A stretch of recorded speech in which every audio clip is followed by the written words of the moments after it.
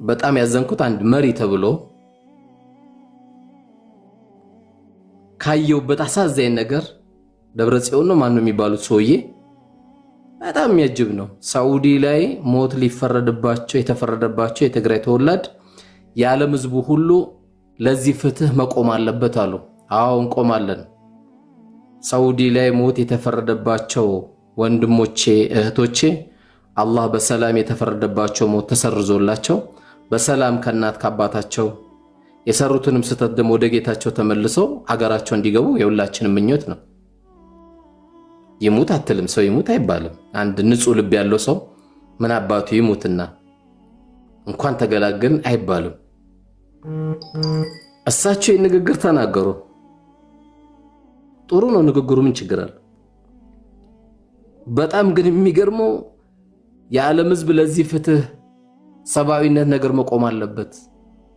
በእርግጥ ምንጽር ለብሰዋል እሳቸው አክሱም ጋር ሲገቡ ምንጽሩ ላይ ለብሱ ይችላሉ።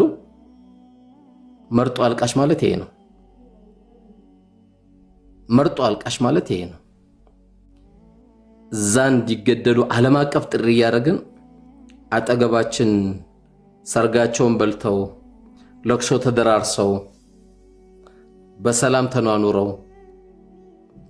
እንደነሱ ደም እንደበሉት ደም እንደጎረሱት እሳት እንደበሉት ጦርነት ላይ እንደተካፈሉት የነሱ እናትና አባቶች እሳት በልቶ ሒጃብ የለበሱትን እሳት በልቶ ሰላት የሚሰግዱትን የከለከለ አካል ምን አይነት ፍትህ ነው የተፈለገው?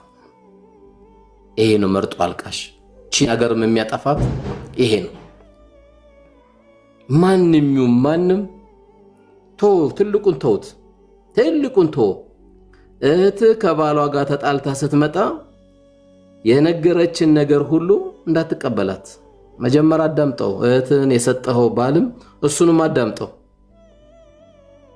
አባቴን ሰደበ እናቴንም ሰደበ አንተንም ሰደበ ስትል ልታሞቀን የመጣችው አረጋግጥ። ወንድምም ከመጣ እንዲያረገችኝ ሲል አዳምጥ። እስቲ አዳምጠዋለሁ። አንቺን የሰጠሁት ጊዜ እኮ ይሄ ልጅ እኮ ቤተሰቤ ነው ወንድሜ ነው። ስለዚህ እሱንም አወራዋለሁ። ትንሿ እቺን ስላለመድን እዚህ ክፍለ ሀገር ሙስሊሞች እንዲሆኑ ሲባል እሳታቱን አረጋግጥ።